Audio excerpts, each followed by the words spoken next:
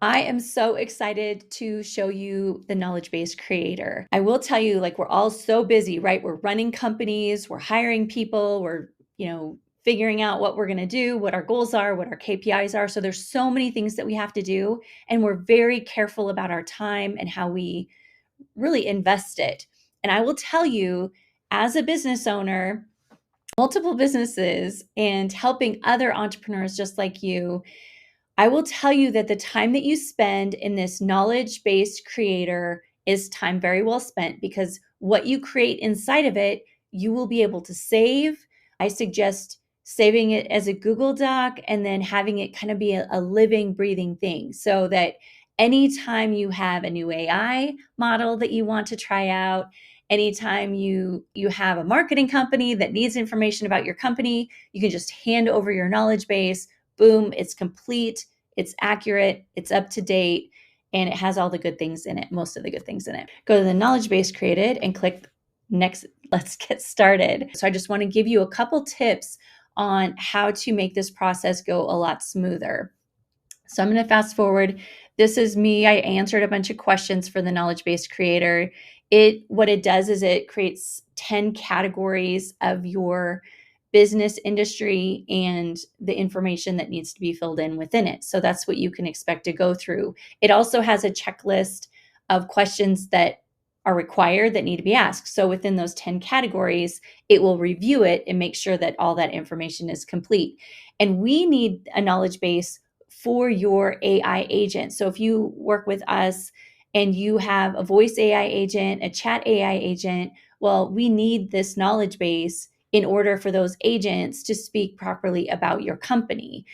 Now you can see here, I answered a lot of these questions. What I really want to show you is that when you get to different questions, I know for myself, I don't want to have to write it out. So it's like, for example, please share any existing material, websites, or documentations that provide an overview of your business. So I just gave it my web address. And then it looked through and it said, okay, this is what I have for you. Is this about right? And I said, and then I went, well, I want to change it up a little bit. But then it asked a brief, concise description of the business and core offerings. And this is what it gleaned from my website. So it's going to give you a suggestion, which I love, because then I'm not starting from scratch every time. So you can either take what it says and just edit it, or I can take it, I can copy it, and I open it in another AI model, because I'm always very sensitive not to confuse ChatGPT. I want it to create a really solid knowledge base. If I go in here and I start arguing about like what services I have, it's going to go on a rabbit trail, and then I'm going to be worried that it's, going to make stuff up. And then what I want to do is end up with a knowledge base that I can read through, make minor edits. So what I do is I open up Claude, and you can use ChatGPT if you want to and just turn off the memory. But I really like Claude for writing, and I actually have projects set up. So that's a whole nother thing. If you want me to talk more about that in another video, I will. But what I would do is just go in, let's say you have this. For me, I have a project in Claude, so it knows my business very well. So I'll actually get out of the project and just go to a regular chat and say, this is my old summary. Can you please talk more about this service and this service? And maybe I'll, attach a link to one of my service pages. So like, here's Back Office AI Pro. So I'll go in there and just say, hey, we want to focus on this. Okay, so again, when we're prompting an AI model, if I just pasted that in there and said, change this, it's not a proper prompt. So we want to make sure that we say, act as a marketing and PR expert who understands AI knowledge bases. Or, and you can just say, like, what kind of specialist do you want it to be? We need to develop a knowledge base for OMH agency. Right now, our company summary and services summary say the following but we need to update it to focus on our current offerings, which are, and then this is a summary to update. I'm going to copy this and then paste this because I also want to do AI with Tiffany. And then at the end, always, always, always output, tell it how you want it to output it here in chat.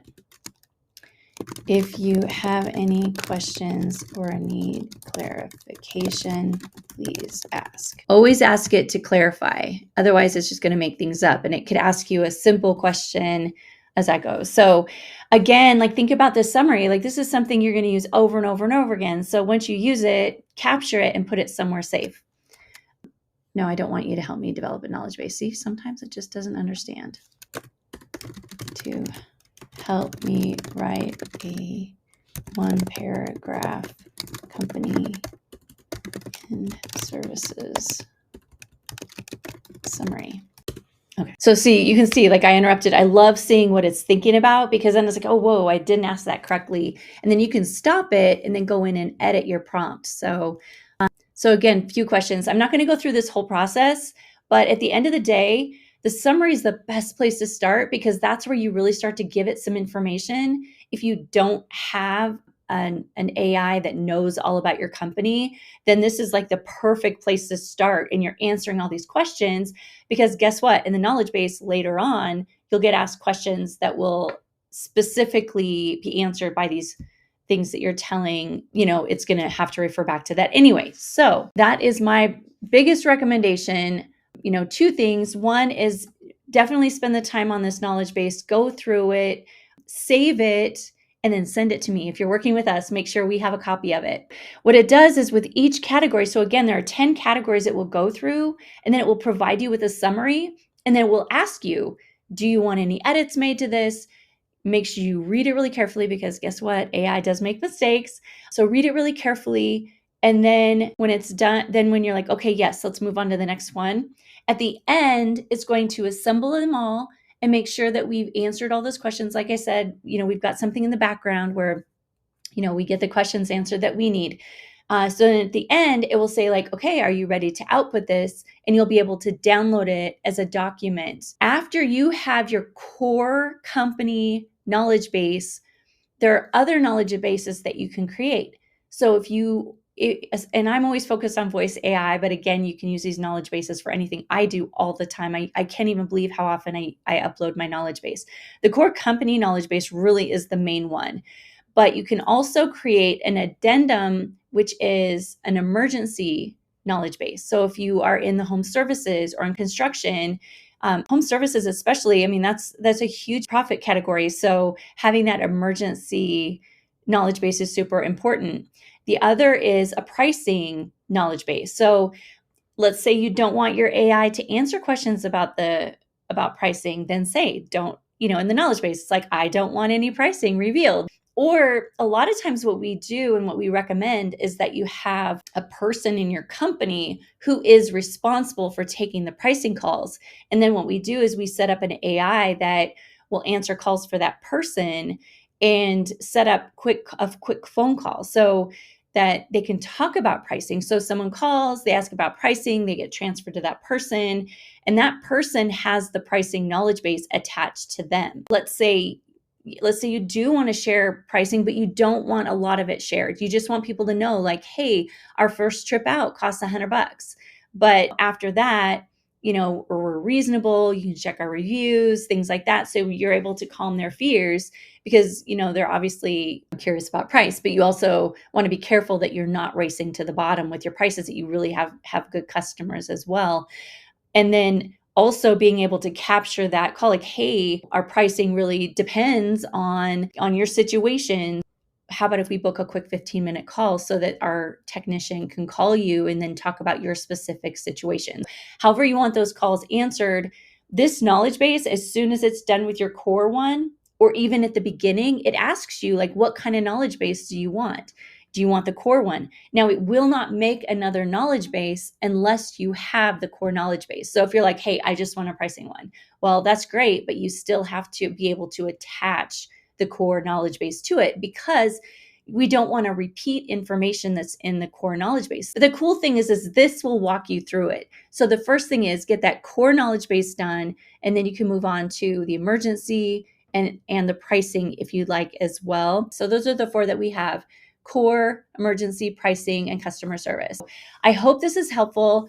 Please, please, please today create your company knowledge base. If you are in the setup process with us, absolutely do this immediately, because it will push us so that we're able to do this. We cannot create voice AI or chat AI agents without it. So thank you so much.